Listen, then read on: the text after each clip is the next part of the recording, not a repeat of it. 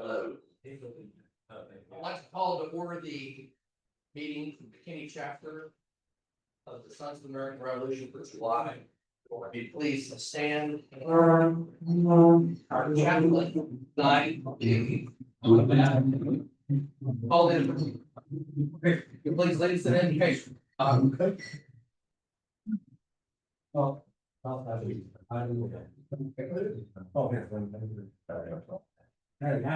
That's everywhere. How's that? Good. Yes. This is great. Our most gracious Heavenly Father, we thank you for this evening that we've gathered together with you. And Father, we'd ask you to bless each and every one of us. Allow us, Father, to conduct the business of this chapter. Be with each one. Continue to bless us as we ask your blessings and different things within this chapter. Lord, we also know that we are living in difficult times. We pray for those around us who are having problems and difficulties, especially, Lord, for the children that are missing down in Colonel, Texas. We pray, Father, for their family, that you be with them and give them more hope, because we don't know what's transpired. If you need closure on that situation, Lord, we do ask you to bless each and every one of us, as I said before, here in your kingdom. We ask this in your name. Amen. Amen. Please join me. I guess Tom's going to lead us in the pledge to just like. I pledge allegiance to the flag of the United States of America and to the republic for which it stands, one nation, under God, indivisible, with liberty and justice for all. And I pledge to the next flag. Honor the Texas flag. I pledge allegiance to thee, Texas, one state under God, one and indivisible. And Blas, you read leads from SAR pledge. We, the descendants and heroes of the American Revolution, who by their sacrifices established the United States of America, reaffirm our faith in the principles of liberty and our constitutional republic, solemnly pledge ourselves to defend and the republic. And Richard Bonaparte is not here tonight. Peter, will you please lead us to the mission statement? Yes, sir.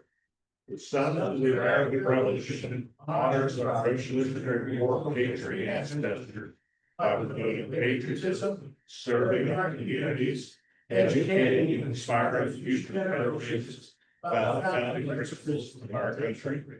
Please be seated.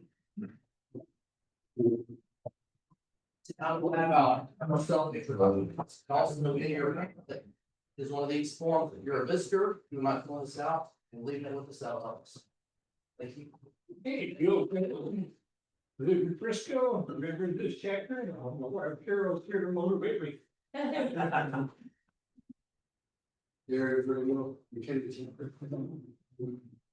John Ray, McKinney chapter, and several others. Man, I'm member of the Carol and. So, Yeah, you are. Yeah, that's right, Rob. Hi, I'm Peter McClellan and I live here in McKinney. Jerry McKinney chapter. And Ted Wilson is the Edmund Carroll, you'll live right here. And Jim Andrews with the Denton chapter, a dual member here, and this is my wife Sandy. Gary Bohannon, member here, and a dual member with Thomas Jefferson chapter in Long Beach, California.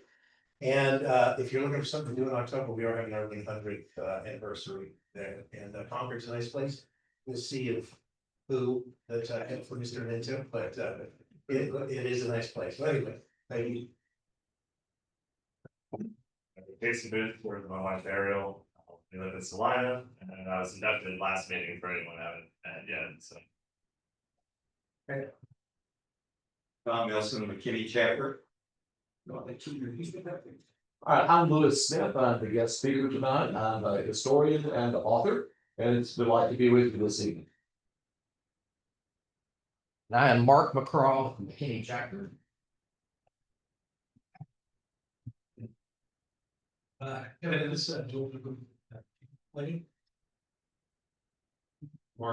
Dallas chapter, dual member with McKinney. Brett Marshman, Dallas chapter, dual member with Ellis County. and George Washington chapter in Virginia. No, you don't get away with that. Tom Van Frost, Dallas, and 7 other chapters. John Bird, dual member of McKinney, and a member of the Dallas Truck, and a whole bunch of other ones for the years. Peter Ford, McKinney chapter. Watch Ruby secretary, and it does not appear we have anybody online for Zoom tonight. Oh, okay, that's something different. Okay.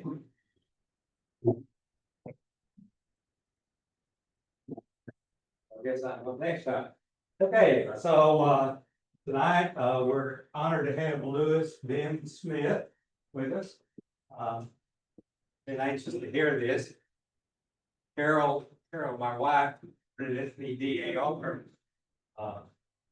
meeting when he presented here in McKinney. She came home and said, "This is really good. These guys here that." So anyway, the ladies liked you very well. So anyway, basically, Lewis is a true son of the Lone Star State with Texas roots that go back 6 generations. Think about that, guys, 6 generations.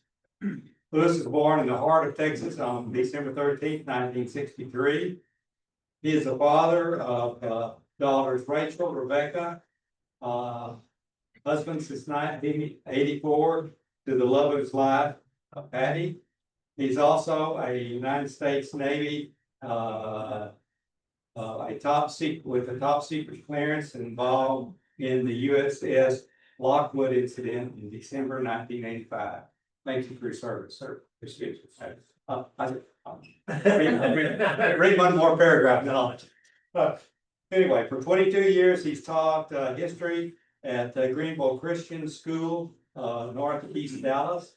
Let's see, every spring as graduation draws near, Lewis handwrites a letter to each senior reflecting on their time together and gifting each with a flint arrowhead as an enduring token of affection for the students who have passed his way through the classroom.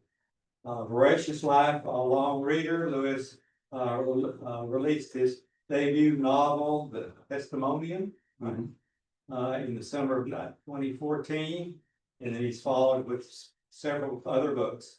So quite a bit more that goes on here, but I'm going to sit down because you probably tired of me and let Lewis start. All right, can everybody hear me? Yes. Excellent. All right, well, it's a delight to be with you this evening. My name is Lewis Smith. I'm a Greenville native.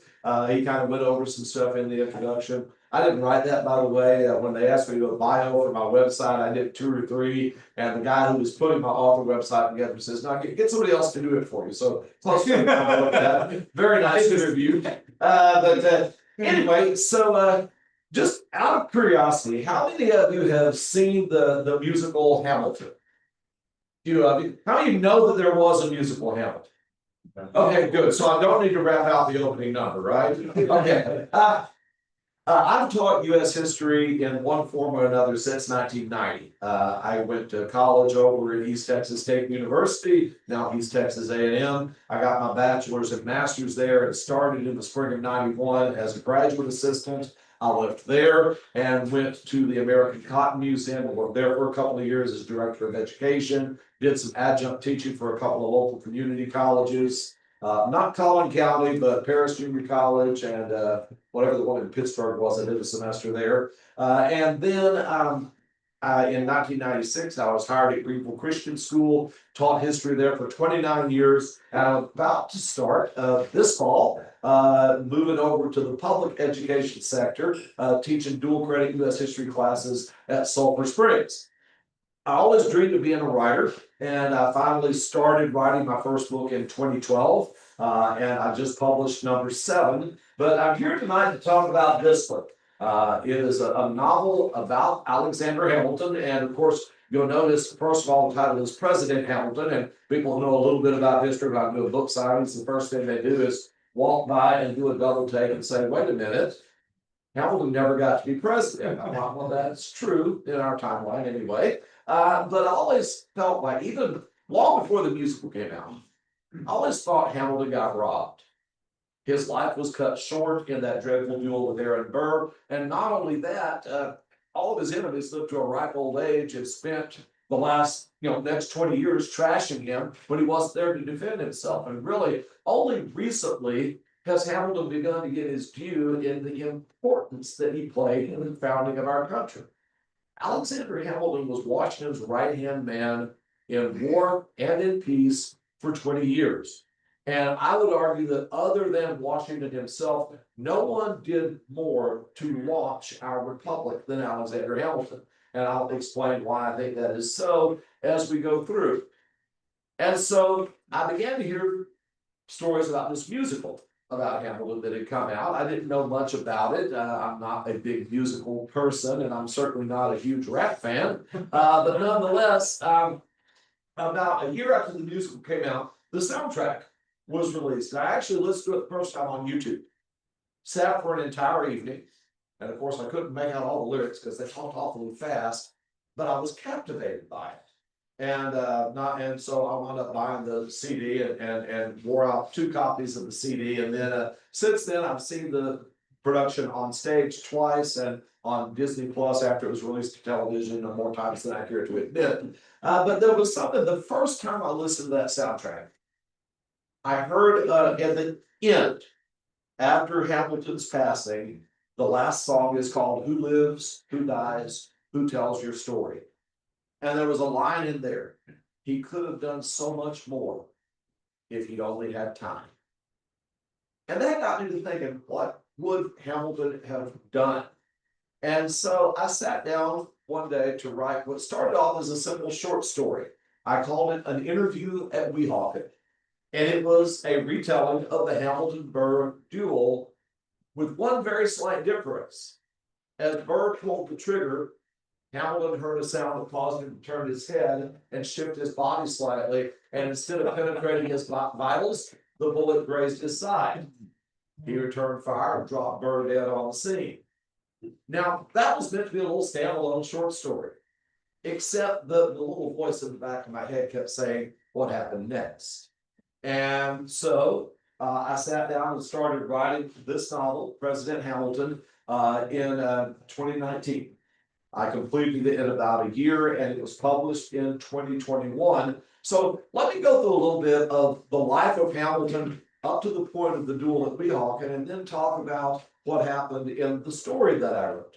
So most of our founding fathers, Jefferson, Washington, Madison, Monroe, were wealthy Virginia planters. Or John Adams, Gouverneur Morris, Harvard grads from New England. Dr. Franklin was kind of the odd man out. He was a kind of a self-starter himself. But Hamilton was the only one who truly came from abject poverty. He was born on the island of Nevis in the Caribbean. And of course, the opening line of the musical, how does a bastard orphan, son of a whore and a Scotsman, dropped in the middle of a forgotten spot in the Caribbean by Providence, impoverished and scholar, grew up to be a hero and a scholar. Well, there.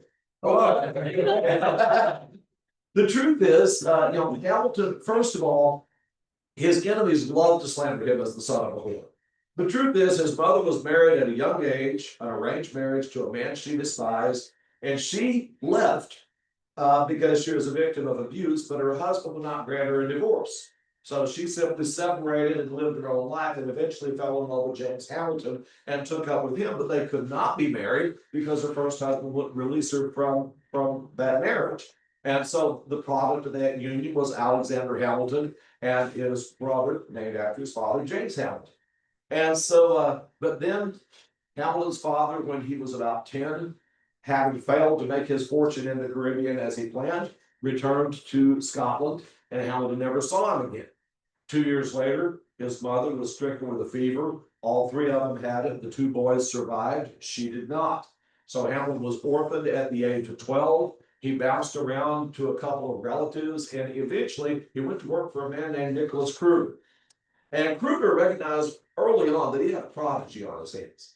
This boy was brilliant, and he was particularly brilliant at handling money. He went from being a junior clerk to being the senior clerk by the time he was 16. And in fact, when Hamilton was 16 years old, Nicholas Kruger went on a buying trip to London and left Hamilton in charge of the entire company, including a fleet of 22 ships. And Hamilton kept the books, sent them on their voyages, directed them what they were to buy, and what they were to sell, and where they were to pick up cargo. And one ship captain who had a particularly disappointing return on a voyage received a rather scolding letter from Alexander Hamilton saying, "I want you to think, sir, long and hard about the disastrous consequences of the voyage you just made." That's from a 16-year-old to a 35-year-old ship captain with 10 years experience. But then a hurricane struck, and Hamilton wrote a very powerful essay about the hurricane. I've read this essay, and when you think that he was about 18 years old when he wrote this, I know college professors couldn't write that well.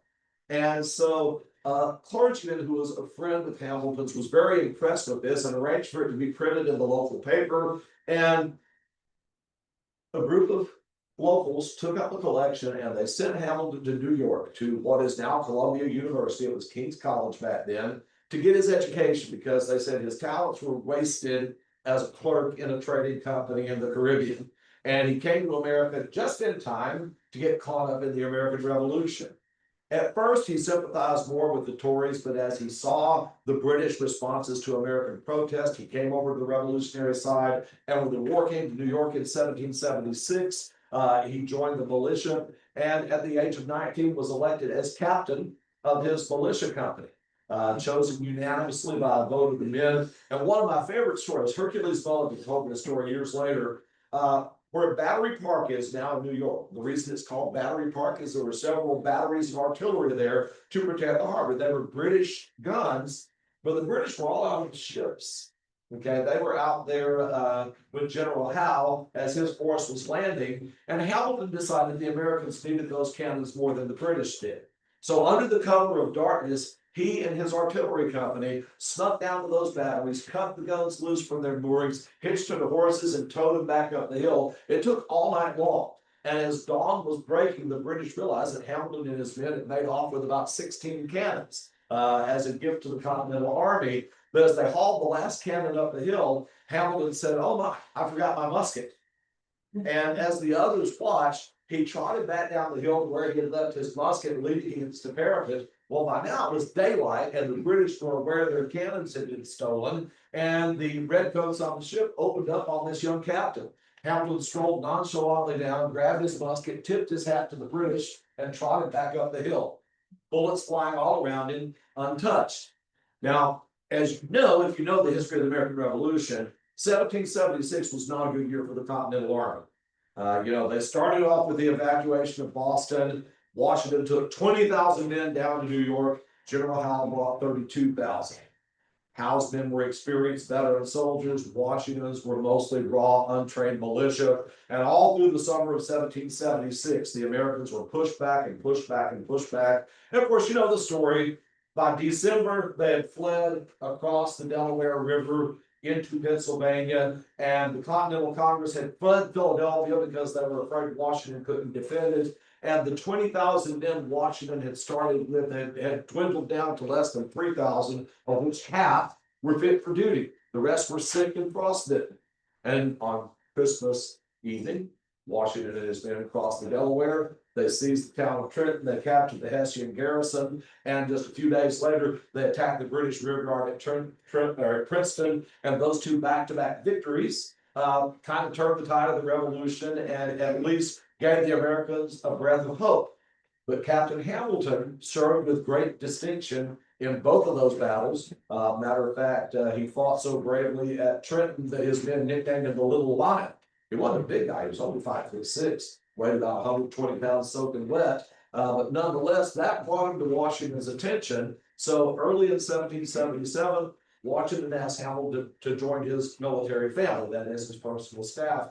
And very quickly, Hamilton rose very high in Washington's confidence and became effectively the chief of Washington's staff. The official office of chief of staff had not yet been invented, but nonetheless, from that point forward, Until 1781, Hamilton remained at Washington's headquarters. He became so familiar with the way Washington thought. Washington said, write a letter to Congress telling them we need more guns and supplies and weapons. And Hamilton would write it out. Washington would glance at it and sign it. He had Washington's speech patterns down perfect. And Washington came to trust Hamilton above all others. But then Washington was a demanding boss and a hard man to work for. He did not give praise very often, and he was short-tempered. And Hamilton wanted to fight. He didn't want to be taking letters. And again and again, he asked Washington for a command of his own, and Washington said, no, I need you here at headquarters to help me run the army. Well, finally, early in 1781, the things came to a head. Hamilton and Washington exchanged harsh words, and Hamilton said, you know what, my wife is pregnant. I'm going home. And he returned to New York. He said, I will return when you let me fight. Well, of course, in the fall of 1781, they got word that General Cornwallis was there in Virginia requesting evacuation. And Washington put his army together and began moving south. And he called Hamilton and said, I have a regiment for you to command. And of course, Hamilton took part in the Battle of Yorktown. And in fact, he led the charge there that captured Redoubt number 10 from the British, rotated the guns and began pounding the city of Yorktown, played an instrumental part in securing the British surrender there. So after the war, Hamilton goes back to New York, finished up his studies, got his attorney's license, and began practicing as an attorney. You know, the period right after the Revolution was difficult because America's government was called the Articles of Confederation. It was a loose coalition of sovereign states. It was a government that did not have the power to tax, did not have the power to regulate trade, had no chief executive, and had no judicial branch. It was just a loose coalition. And because the government could not tax, all they could do was request the states to donate a quota to the national government every year. Few states ever met that quota, and some didn't even pay a penny. And by 1786, the country was falling apart. Hamilton was concerned because in New York, you know, New York was under British occupation for 6 years. And during that time, the Tories were riding high and the Patriots were mostly fled, serving in the army or out of the countryside. When the Patriots came back into New York, they wanted revenge against those who had supported the British. The problem was the Treaty of Paris, which ended the war. It was promised there would be no reprisals against the Tories. Those who chose to remain in the United States would be allowed to maintain their property and their lives and be well treated. Well, the New Yorkers weren't real fond of that clause, and Hamilton wound up representing Tory families who were having their property confiscated by the state of New York in violation of a treaty that all 13 states had signed. And he pled to Congress several times, but Congress couldn't do anything. They didn't have any power to make the states obey national law. And so Hamilton, Madison, and Washington began writing back and forth. We need a stronger government. We need a better government. And of course, James Madison came up with the idea for a convention, which might never have happened except there was a rebellion up in New England. Okay, the Shays Rebellion, a former captain in the Revolutionary Army, led a bunch of farmers to march on the State House because he felt they were being unfairly taxed and not protected. And Massachusetts pled with Congress to send troops, and Congress said, we can't do that. We don't have the power, we don't have the money. Now, the Massachusetts militia managed to put the rebellion down, but Shays' rebellion threw enough of a scare into Congress that they agreed to support Madison's idea for a national convention. And so 12 out of 13 states got together. Rhode Island, the traditional home of the otherwise minded, boycotted the Constitutional Convention. And Hamilton came as a delegate from New York. Now, the governor of New York, George Clinton, didn't want Hamilton at all. And so you had two delegates there who were there to thwart the convention, and Hamilton, who was there arguing for a stronger government. And so the convention, as we know, met all through the summer of 1787, and in a series of conflicts and compromises, they hammered out what became the United States Constitution. And the problem was the Articles of Confederation were perpetual. They contained no provision to be dissolved. And so what the Article 7 of the Constitution actually says is the ratification of this Constitution by 9 states shall be held a sufficient quorum to bring this Constitution into operation for those states. So they had to get 9 out of 13 in order to bring the Constitution online. However, Washington himself said, if Virginia and New York stay out, our republic cannot succeed.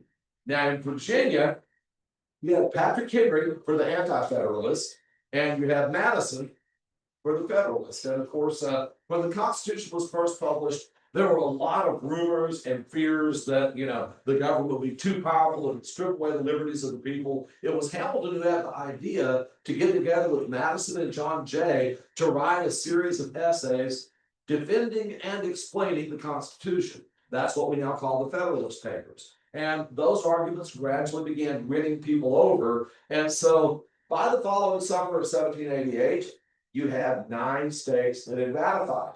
But there were 4 holdouts: Rhode Island, of course, North Carolina, no big surprise there, and then it was still Virginia and New York. Now, Madison, the thing is, everybody looked to Washington. Washington would not actively campaign for the Constitution because everyone knew if the Constitution went into effect, George Washington was going to be the first president. Washington did not want to give the appearance of being ambitious or of desiring the office. He said, I signed the Constitution. That's all the endorsement anyone should need. And that actually proved to be a very effective argument. So eventually, Virginia voted by a fairly narrow majority to ratify the Constitution. Now it was down to New York. Governor George Clinton instructed the New York legislature to reject the Constitution, or at least to demand another convention. He was willing to see the Constitution approved with some amendments, specifically one that would name New York as the national capital. He didn't reckon with Alexander Hamilton. Hamilton took to the streets. He gave speeches in the public square. He dodged rocks a few times, but he also buttonholed every single member of the New York General Assembly. And he twisted arms and made promises and just went around and just worked tirelessly, throwing out Federalist essays left and right. And finally, New York ratified the Constitution by a majority of 5 votes. Much to the surprise and disgust of Governor Clinton, that brought the Constitution online. Now, of course, the United States was facing a huge problem. The government owed $54 million in foreign debt and had no income to pay it. We couldn't even pay the interest on the debt. On top of that, the individual states had borrowed an additional $24 million during the Revolution. So all told, there's about a national debt of around $75 million. No way to pay it off. However, Hamilton had kept the Continental Army running on a lick and a promise. He had seemingly conjured money out of midair to pay those soldiers whenever they got rebellious. And so Washington called on him to be Treasury Secretary. And then he called on Thomas Jefferson to be Secretary of State. I saw a pamphlet by the National Park Service one time that said, if ever 2 men were born to get on one another's nerves, it was Jefferson and Hamilton. And that's a pretty good description. The thing is, Jefferson could not get over the idea that Hamilton was a closet monarchist. He left the closet part out. He was convinced that Hamilton wanted to transform America into a monarchy, and Hamilton, and particularly, it's kind of interesting, Thomas Jefferson was brilliant, okay? The guy was off the charts smart in every subject except finance. And you want proof of that, look at his accounts. Jefferson constantly ran into debt. Matter of fact, he was so deep in debt when he died, his family had to sell his personal library to the United States government. It became the Library of Congress in order to pay off his debts, just to keep Monticello in their hands. Hamilton, on the other hand, he swam in the waters of finance like a fish swims in the sea. And Jefferson, Madison, most of the Virginia planters, if you look at the class, they didn't understand banking and interest and all those things, and they regarded with deep suspicion anyone who did. And Hamilton disputed this more stuff off the top of his head. But Washington, of course, I always tell my students, the mark of a great leader is when you know what you don't know. Washington knew what he knew, but he also knew there were some areas he was shaky on, and one of them was finance. So he picked the smartest guy he knew and the best financier he knew to be Secretary of the Treasury. And, Hamilton, when he was sworn in, was given 3 wagon loads full of ledgers and statements and bills and said, here you go. He had 12 clerks. That was the entire Treasury Department. He took all of that mound of paperwork, and in the span of about 4 weeks, He organized it, read it all, wrote it up, and came up with a 4-point plan to restore America's credit. Because we've got to the point, man, Europe had cut up our credit cards. We weren't even paying the interest on our debt. But the first point plan, he said we need to let the whole world know we're going to pay off our debt. He called it funding. We would pay the debt off at full face value with interest. Now that part, Jefferson and Madison understood the importance of paying our foreign debt. They didn't like the idea of paying off the domestic debt at full value because many people who had bought government bonds to help finance the revolution during the war had sold those bonds at pennies on the dollar. And they said only original bondholders should be paid at full value. Secondary and tertiary bondholders should be paid back at a lower rate because they bought those bonds cheap. And Hamilton said, first of all, I don't have enough clerks to figure out who's primary, secondary, and tertiary owner. He said, secondly, you want to reward people who showed faith in the government. And those who sold their bonds at pennies on the dollar did so believing our government was going to fail to keep its promises. He said, and those who bought them had faith that the government was going to keep its obligations. So we need to honor those who put their faith in our government. And so after a lot of arguing, it got through Congress and the funding bill passed. Then there was assumption, okay, and that was the idea that the federal government would take on all foreign debt owed by the states. Now that one was a particularly bitter pill for the South because Virginia and several southern states had paid off most of their foreign debt. On the other hand, the New England states had thumbed their nose at their creditors and not paid a penny. And Madison said it is a bitter pill to swallow for the South to be taxed twice to pay debts for our skinflint northern neighbors. And of course, that's when the famous dinner party happened. Jefferson, the last time actually that he and Hamilton worked together, Jefferson invited Hamilton to a dinner at his residence with James Madison and a couple of other Southern congressmen. And they got together, the Southerners laid out their grievances. And Madison gave that line about the bitter pill. And Hamilton said, well, as you know, sir, I have several small children. When I have to give them bitter medicine, I wrap it in something sweet. He didn't quite say a spoonful of sugar makes the medicine go down, but the implication was there. He was anticipating Mary Poppins a little bit. He said, tell me, Mr. Madison, what does the South want more than anything? And Madison said, we want the capital to be in the upper South, somewhere between Virginia and Maryland. And you folks want it in New York. Hamilton said, well, I have a little clout with the Virginia or with the New York delegation. If I can deliver the capital, will you support the assumption bill? And so sure enough, the capital's on the Potomac River, and Hamilton got the assumption bill through Congress. Then, just to show that the new government had the power to tax, they laid down a series of excise taxes, most notably on whiskey. It was an unpopular tax, but at least it got the people used to the idea that now you had a government that did have the legal authority to lay down some taxes. And then finally, of course, the establishment of a national bank. And that's where Jefferson and Madison went ballistic. They said, look, there are 22 enumerated powers in the Constitution that are given to the Congress. Establishing a bank is not one of them. And of course, Hamilton pulled out James Madison's Federalist paper and said, Federalist number 17. Well, first of all, Article 1, Section 8, Clause 18. Congress shall have all powers necessary and proper to carry into execution the foregoing powers. What that means is if it falls under the umbrella of one of the enumerated powers, Congress is authorized to do it. He said Congress is authorized to borrow money. Congress is authorized to levy taxes. Congress is authorized to coin money, and Congress is authorized to collect its debts. A bank which facilitates those functions is therefore covered under Article 1, Section 8, Clause 18.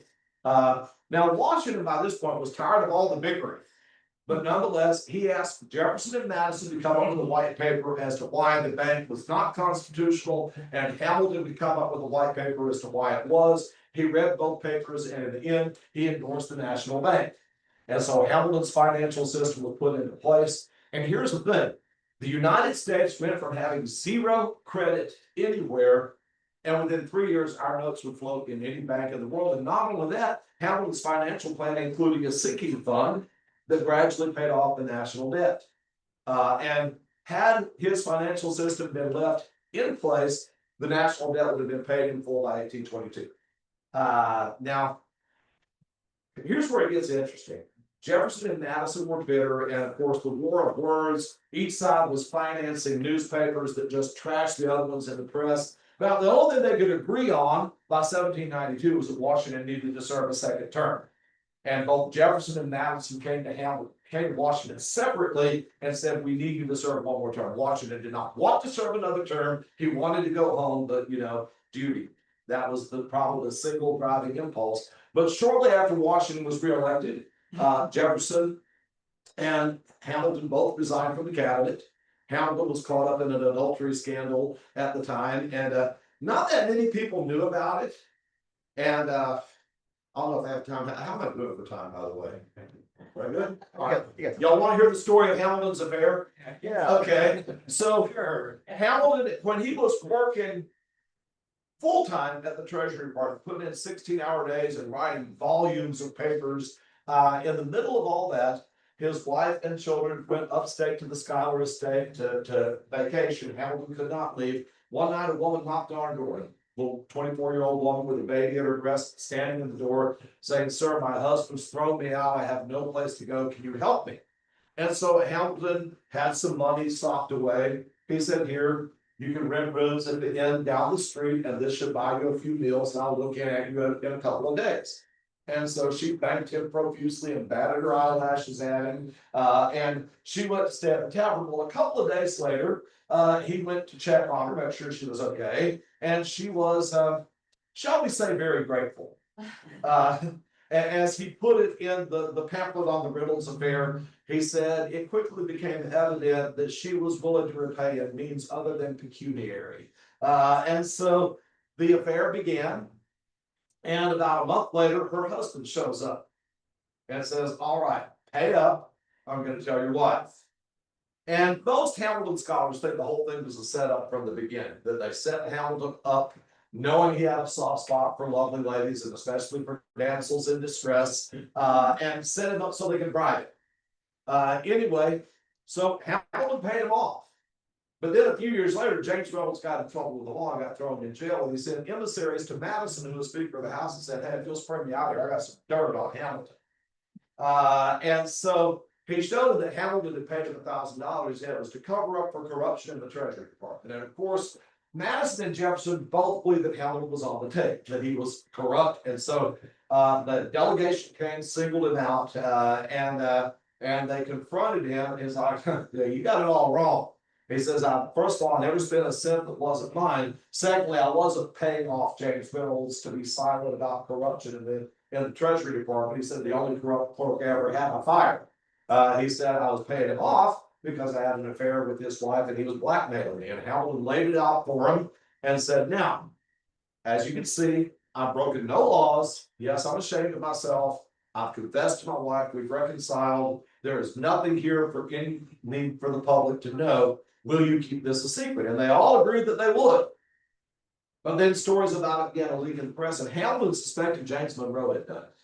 Monroe was one of the ones. It wasn't Madison and Jefferson and Burr that came to see it as well as the musical. It was James Monroe and a couple of other Virginia congressmen. Hamilton actually challenged Monroe to a duel, and Monroe finally weaseled out of it with an apology that he was furious. However, because they were still trying to push the corruption story, Hamilton wrote a full confession of his affair and published it.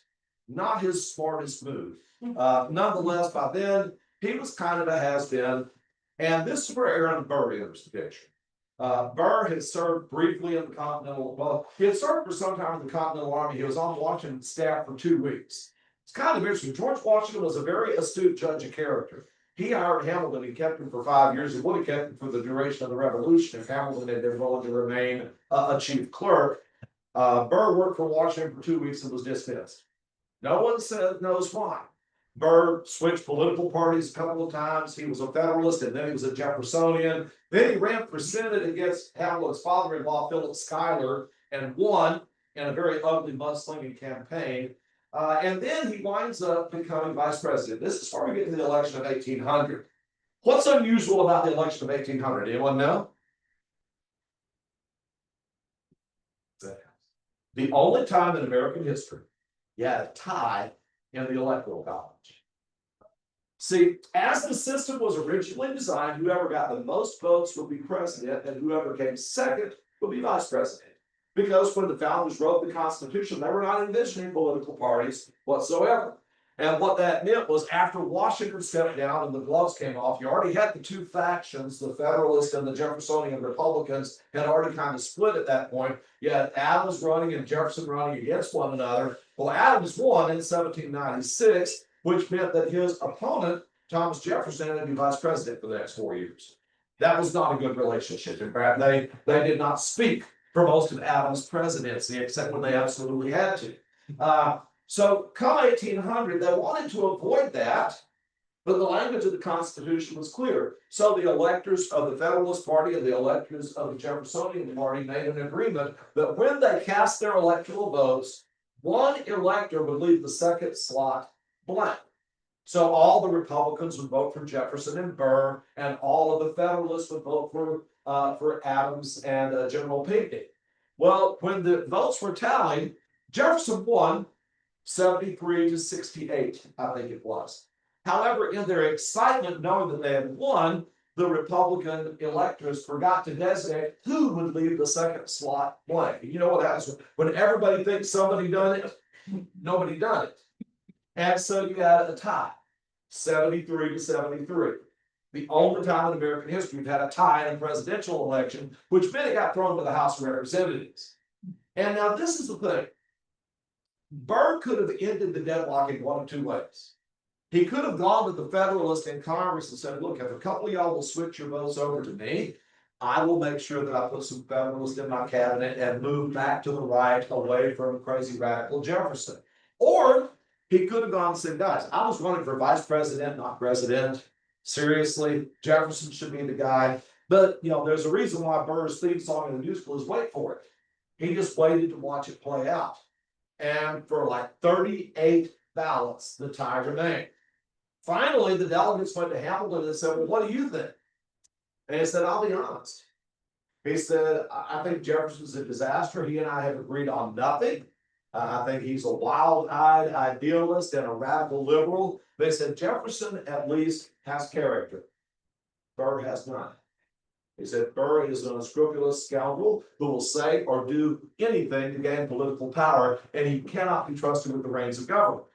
And so with that, the New York delegation switched its votes and Jefferson became president. He never acknowledged what Hamilton had done for him there. But nonetheless, one thing that came out of that, though, was Jefferson never liked or trusted Aaron Burr. And Burr knew it. As a matter of fact, as 1804 approached, by now Hamilton is living in retirement. Washington has passed away. Hamilton is practicing law and started a manumission society to free the slaves in New York. But he's kind of at loose ends.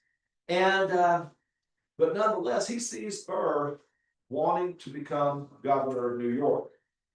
And Burr actually was wanting to switch over and become a Federalist again and run for governor, simply because Jefferson had told him he wanted a different vice president next time around. And so Hamilton made it his business to make sure that the Federalists would not accept Burr. And when they did not, Burr ran as an independent, and Hamilton actually endorsed the Jeffersonian Republican over Burr, and Burr lost. And that would mean come November, Burr would be out of a job. And then in the early spring, I believe it was June of 1804, there was a dinner. And at that dinner, Hamilton had a couple of cups of ale, and they asked him why he would endorse a Democratic Republican, and he said, Mr. Burr cannot be trusted. He said, I think he's an unscrupulous scoundrel, and I have a more despicable opinion of him still that I will not utter here. Well, word of that got back to Aaron Burr, and he was hot. And that began the exchange of letters. Are you going to take that back? And Hamilton, well, take what back? I've said a lot of things about you over the years. Burr, you know darn well what you said, Alexander. Are you going to take it back or not? No, I stand by what I said because it's true. And eventually, Burr threw down the gauntlet and challenged Hamilton to a duel. Hamilton hated dueling. His oldest son, Philip, had been killed in a duel a couple of years previous. And that broke his heart, broke his wife's heart. But at the same time, Hamilton felt he could not back down without forfeiting his honor. You know, the Marines say death before dishonor, but you know, today honor is a very flexible concept. Back then, honor was more important than life. Hamilton could not retract what he said. And so he agreed to meet Burr. He wrote and on the 4th of July, the New York chapter of the Sons of the Cincinnati got together. And Hamilton and Burr were both there. Treated each other very pleasantly. Hamilton led the group in a rousing song and had dinner with his children a couple of nights later, wrote his wife a farewell letter in case he didn't return. And at dawn on July 11th, 1804, they rode across the Hudson River to Weehawken, New Jersey. Now, dueling was illegal in both New York and New Jersey, but New Jersey never enforced it. And so the bluffs at Weehawken were a popular dueling ground. About halfway down the bluff, there was a ledge about 40 feet wide, which you could reach by a brisk climb up from the water's edge. And so they met there. And, you know, one thing, of course, in a duel, the seconds turn their backs. So they do not testify in a court of law as to who shot first. The doctor that they were in long waits down by the boats. Nobody actually saw the exchange of fire, but everyone knew what happened. Hamilton's bullet went over Burr's head by about 10 feet and clipped off a branch in the tree there. Hamilton had said he intended to throw away his shot. He had no desire to kill Colonel Burr and that he was going to fire it into the air in hopes that Burr would declare honor satisfied and moved on. Burr, on the other hand, was target practicing for a week before the duel. He drilled Hamilton in the hip, the bullet deflected through his spleen liver into his spine and lodged there. Hamilton lingered in agony for about 24 hours and died the next day on July 12, 1804. And he was, depending on what year he was born, which there's a very intense debate about that, he was either 49 or 51 at the time of his death.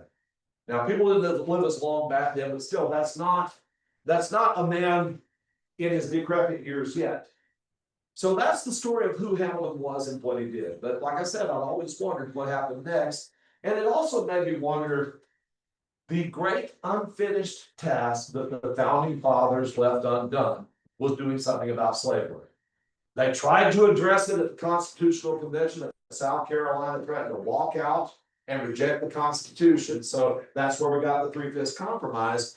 But we know that Hamilton was at the least a mild abolitionist, because he founded the New York Manumission Society to end slavery in New York and pushed for the bill that eventually ratified that. And so that got me thinking, you know, first of all, what if Hamilton lived? And then secondly, what if someone had the guts to take on the issue of slavery 60 years before the Civil War, before it grew and metastasized and covered half the country?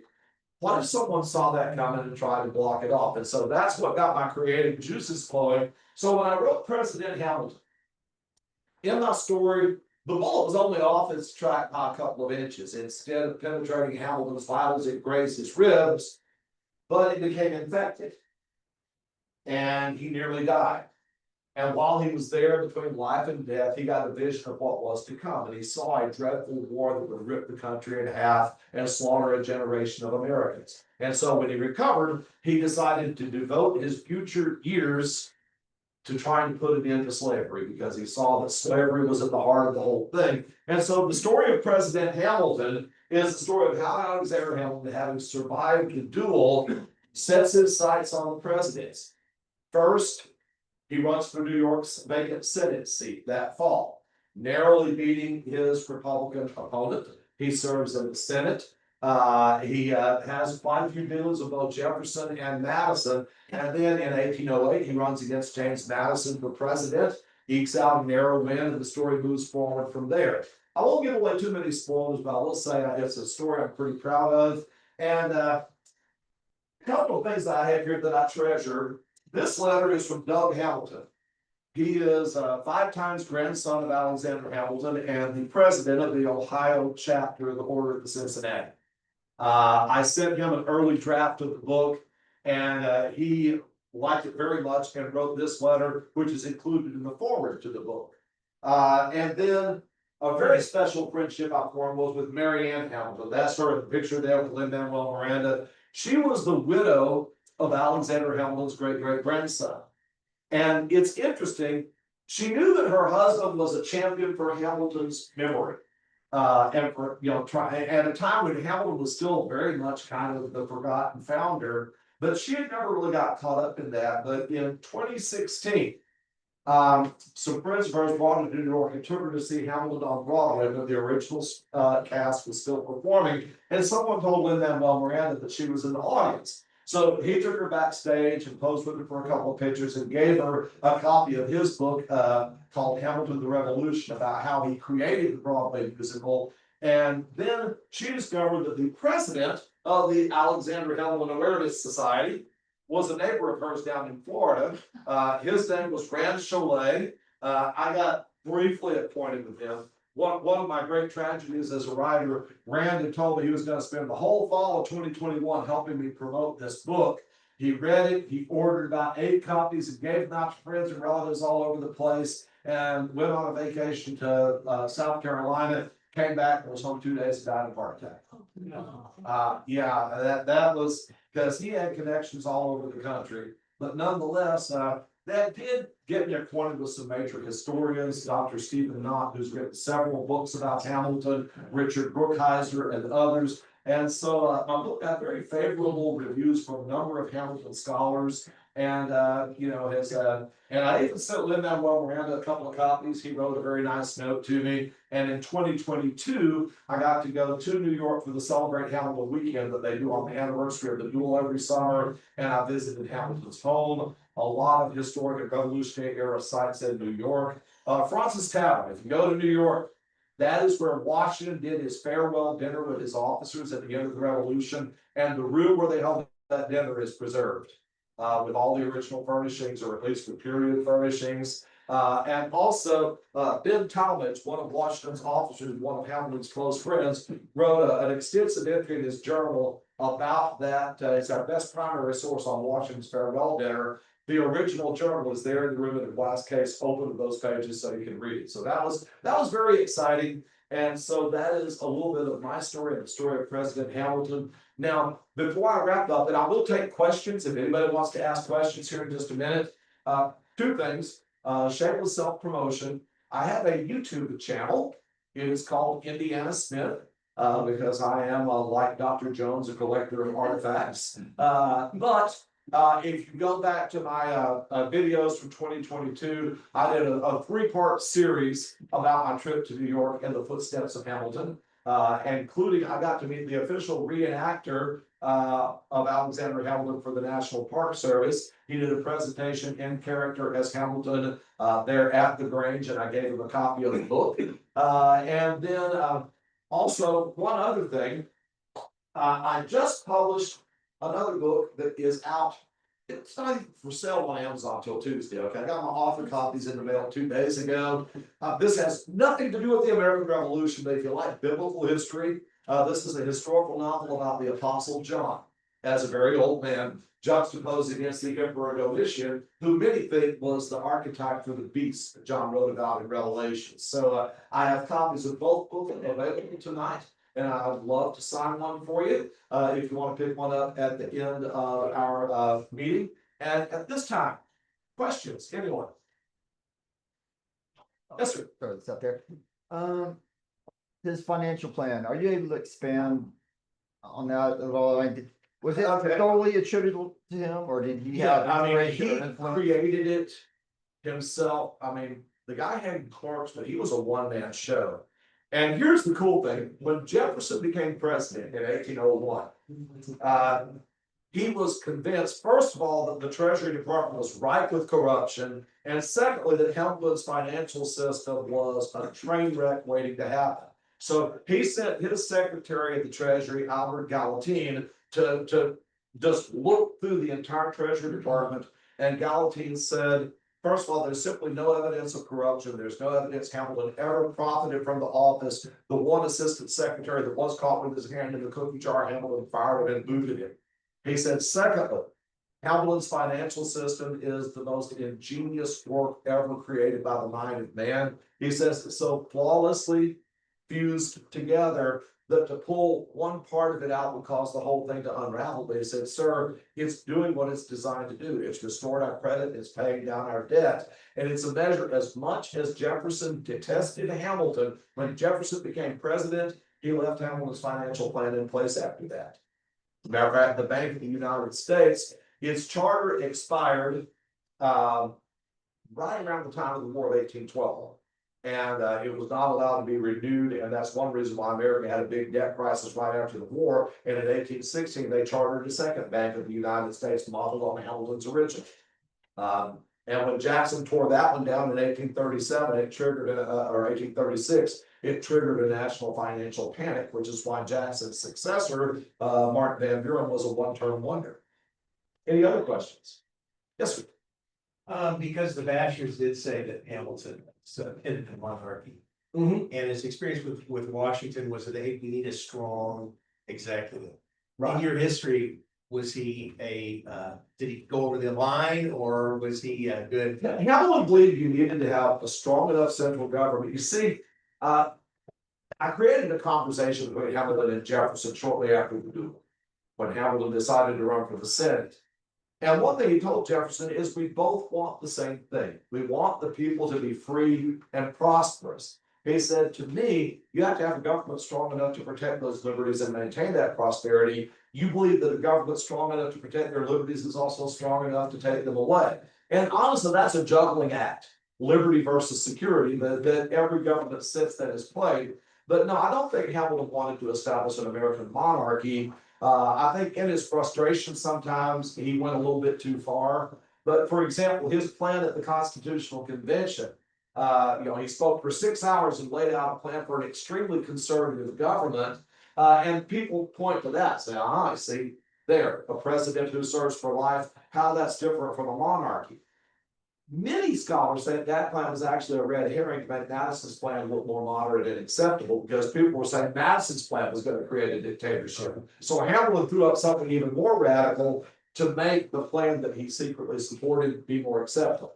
And that's not just mine, but several Hamilton scholars have suggested that was his sole purpose, because once that plan was rejected by the convention, Hamilton never revisited it or tried to enact it.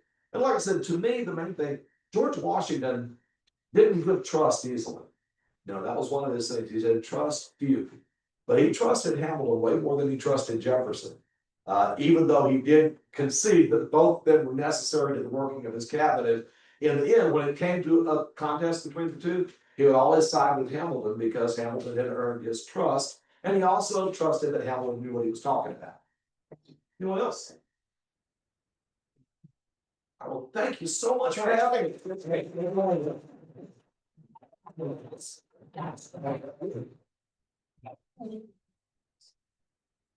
Okay, so that was wonderful.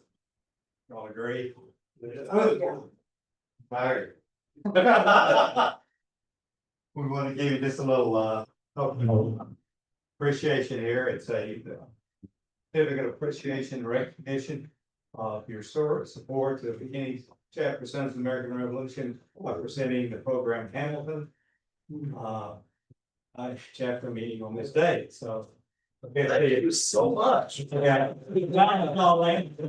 I'll give you this. All right. Here we go. Get a picture of it. All right.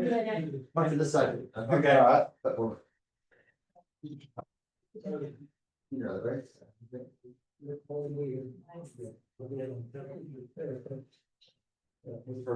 Okay, be sure to come and see these artifacts after the. All right, and and look at one thing. I love getting out and talking about Hamilton. So if any of you are members of other chapters or any other organization that would like to have a public speaker at some time, please take one of my cards, give me a holler. I'd love to come share with your. Excellent. All right. Okay, thank you so much, Ian. And if you'd like to get one of my books, either the Hamilton book or one of my new books, the Hamilton book is $25 and the Emperor and the Last Apostle is $20, and I can do cash or card. Okay. All right, let me swap cards with you, sir. Okay, good. Tom, get a fuss. Who is that? I see those rings? Yes. I'm the one that comes to keep on. Well, please. Yeah, I enjoyed it. Yeah, and I'm. Yeah, I know it's finished now. No. Yeah. You guys start. Okay. All right. I've got business cards up here. All right, thank you so much, folks. Thank you very, very much. Very good. Oh, yeah. And packed with information for sure. All right, new business, Yep. Anybody have new business from the floor? Okay, Tom, Yeah, just the I'm American. gonna help right a little bit here. Yes. Okay, so, as y'all are aware, we supported the, John Aston chapter, DAR, for the presentation, which was a traveling road show. And it was at the Collin County, Historical, Museum. And I wanted to thank everyone. I had a good turnout. You know, you never know when you go just commit and then say, you want how many people, how long, what? So anyway, but anyway, I wanted to thank everyone.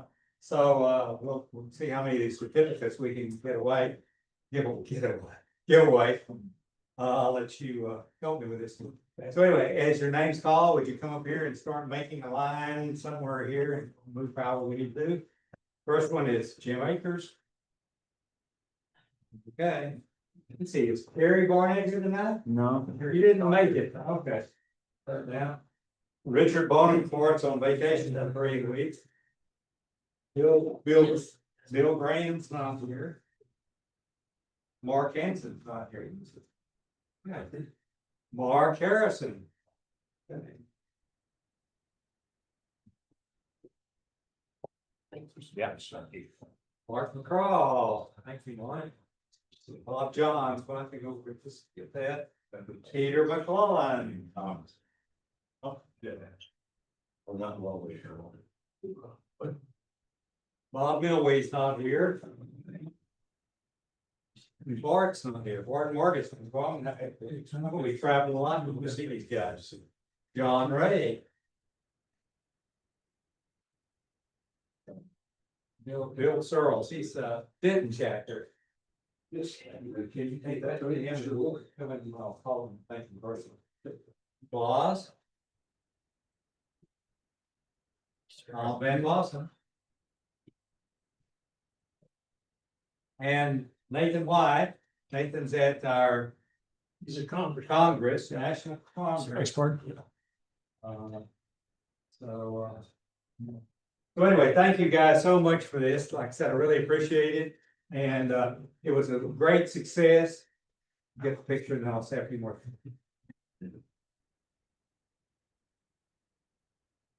We actually had 700, thanks guys. We had 774 people come to the little museum downtown. I don't know if you've ever been to the little museum. Olympic, 774 people came. We gave away about right around 100 little 9x12 flags that the McKinney chapter provided to the kids. They had a little, basically it was they called it a scavenger hunt. I think most of y'all have seen the panels that we've had in some of the emails, but basically those panels, they had questions that the kids had to answer.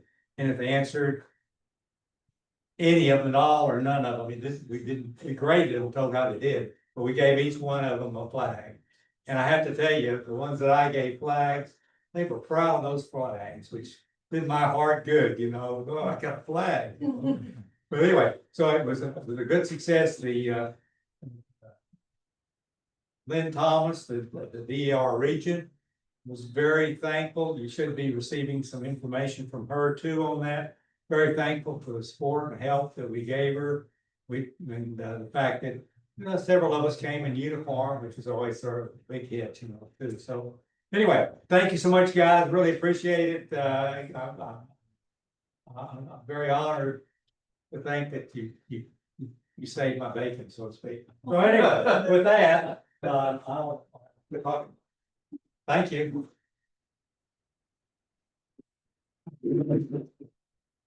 Now, Pete McClellan, if you will, tell us about the trip to the Medal of Honor Museum. Well, this, There you go. thank you. Yeah, I brought up the opportunity that's in front of us to see if we couldn't find a date in the fall to take a trip down to Arlington to visit the National Medal of Honor Museum that just recently opened up. So I went ahead and contacted the museum today to find out if in fact they could accommodate a group. As I said, we have roughly 100 members, and they bring their wives, that's 200 people. So they kind of got excited about it. And I said, well, does that qualify for a group discount? She said, well, it really depends on how many you bring. I said, well, that's all right. What kind of a discount would you be thinking about? They said, well, the adult fare is $30 per ticket. But since most of us qualify as seniors, I know I do, over 65, we can get a ticket for $25. And then she said, I'm sure we can get you a discount on that down to 21 and a quarter. I said, okay, well, you're really stretching pennies here.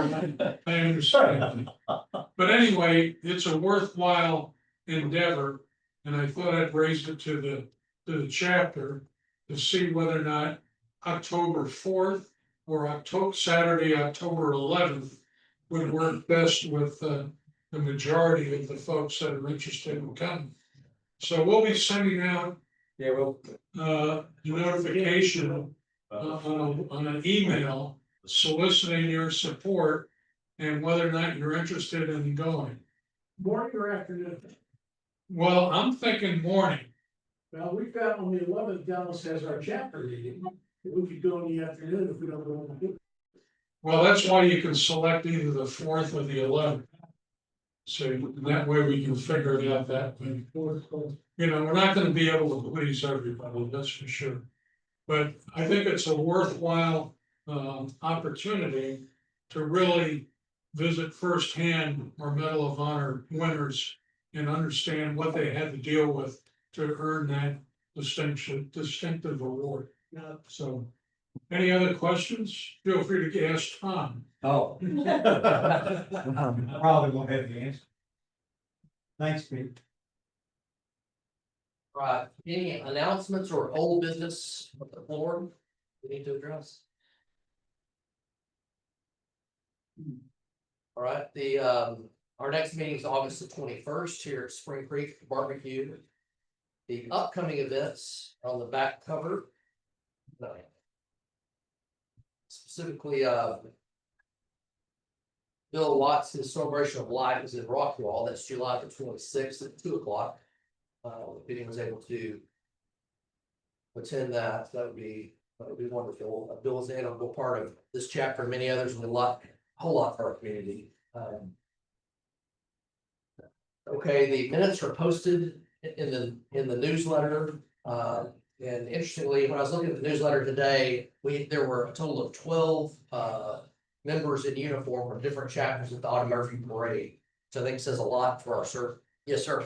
On Bill's memorial service, Yes, sir. just wanted to mention that Colonial Tire Original was perfectly fine, but you don't have some required. Yes, everybody hear that? Colonial Tire is perfectly acceptable. Yes, sir, Tom.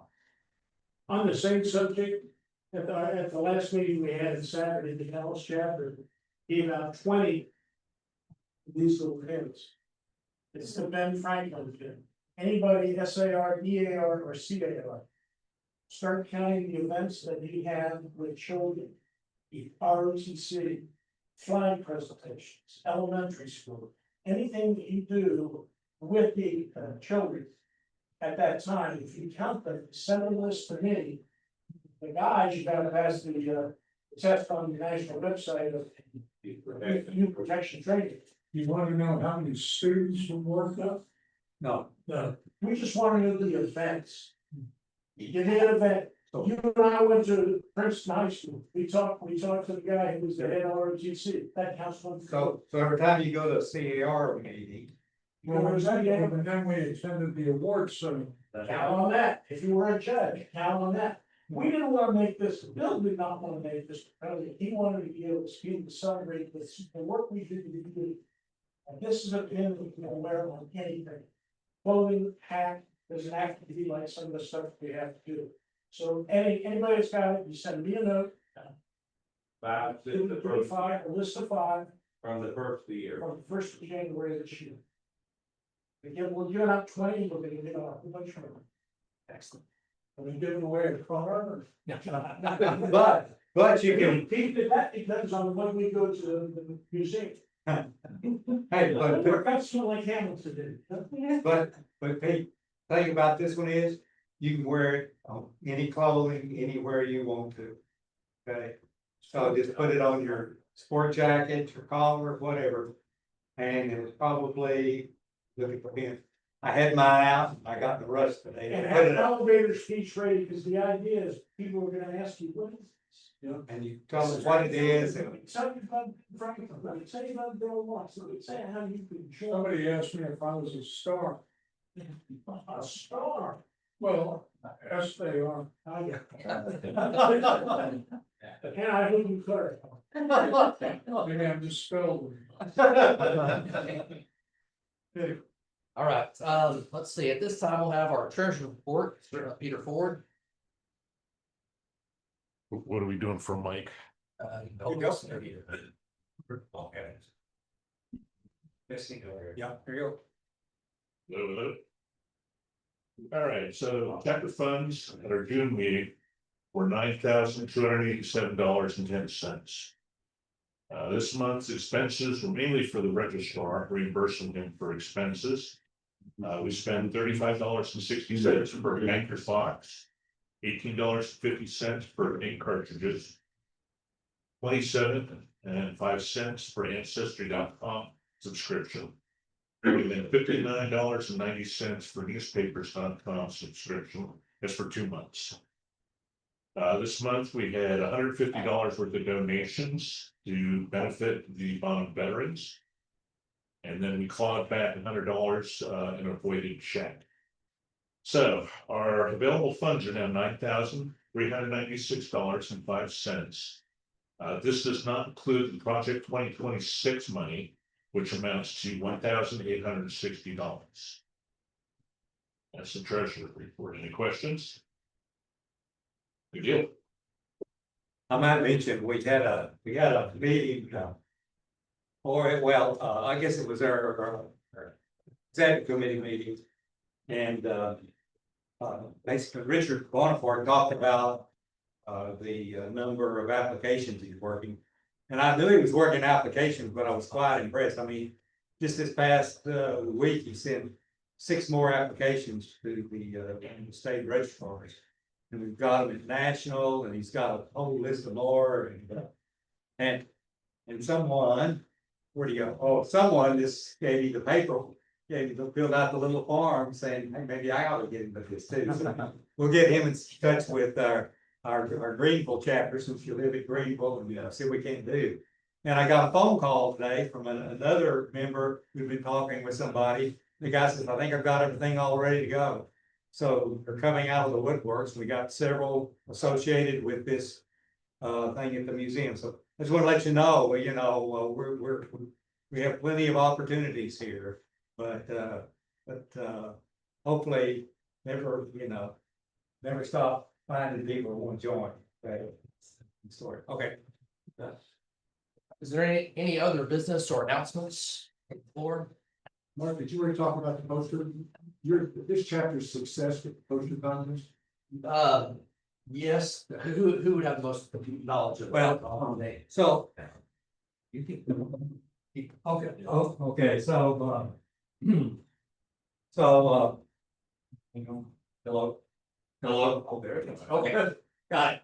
So, as you'll recall, we did some work with the, school here in McKinney, Cornerstone Christian Academy. And as a result of, Bill Watts, primarily Tom Van Fossen there, I was there, and some others.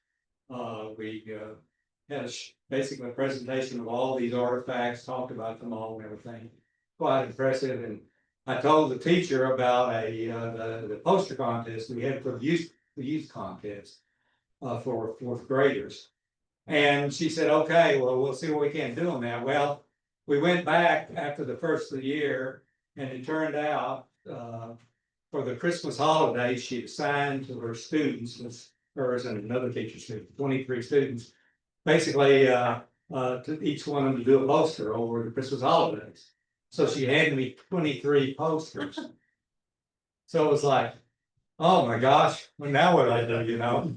Yep, I was barking at the bumper and now I caught hold of it and it's speeding up. So we had a group of people, quite a few were in here, right? That we got them all together, met over at Mark's office. He let us use his office. And we graded all of these certificates, all of these posters. And so we ended up with basically paring down to about 5 posters. And it turned out at that time I was basically the District 11 Vice President, which has multiple chapters, like 5 chapters. And so we decided we would basically form these 5 out of 5 different chapters. And it's in hopes of maybe one of them hitting it rich, striking gold there, if you will. So as a result of that, at the state meeting, one of those posters that we submitted from the Denton chapter got that poster. From the McKinney chapter, all we did was write a check. Okay, yeah, but the Denton chapter was basically the host chapter that sponsored it. We basically won at state. Okay, so we had a state winner. The little girl that did that got another check. She got 1 check to start with. She got another check. Okay, so that went to Congress, which is this week. They judged all the posters, and guess what? The poster we sent up placed. Anybody want to guess where it placed? Yeah, the big guys that know, don't say. I know. No. Anybody? First place. Wow. So they got a first place. So a little girl from Cornerstone Christian Academy over here is going to get a check, and the best we can tell right now, I believe it's $400.